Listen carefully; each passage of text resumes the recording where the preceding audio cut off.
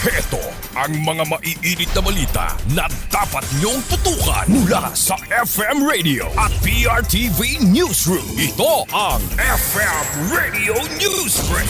FM Radio Newsbreak.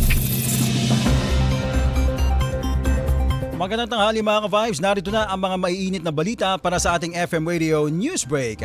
Pinangunahan ni Leyte Representative at Lakas CMD President Ferdinand Martin Romualdez ang paghahain ng panukalang batas na layong gawing mas madali at mas mabilis ang paghahanap ng trabaho para sa mga Pilipino.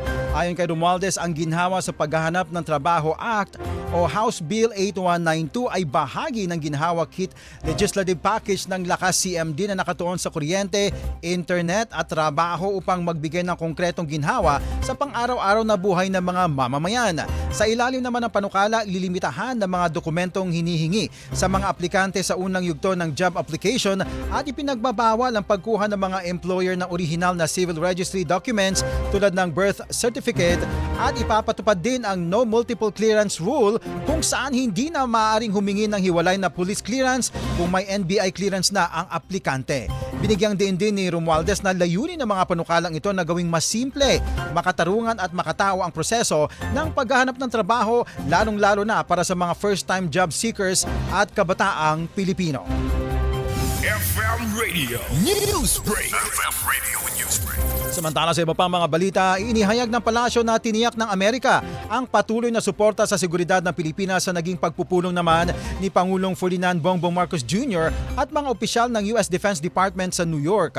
Ayon kay Palace Press Officer at Presidential Communications Office Undersecretary Claire Castro, muling pinagtibay sa pag-uusap ang matibay na depensa at seguridad na ugnayan ng Pilipinas at Amerika sa ilalim ng Mutual Defense Treaty. Binigyang diin din na Malacanang na nananatiling matatag ang pangako ng Amerika na tumulong sa pagpapanatili ng seguridad ng Pilipinas at ng mas malawak na Indo-Pacific region. FM Radio Newsbreak. FM Radio Newsbreak. At sa ating panguling balita mga ka-Vibes, binigyang diin ni Leyte Representative Ferdinand Martin Romualdez ang patuloy na pagkilos ng pamahalaan upang matulungan ang mga Pilipinong apektado ng pagtaas ng presyo ng langis.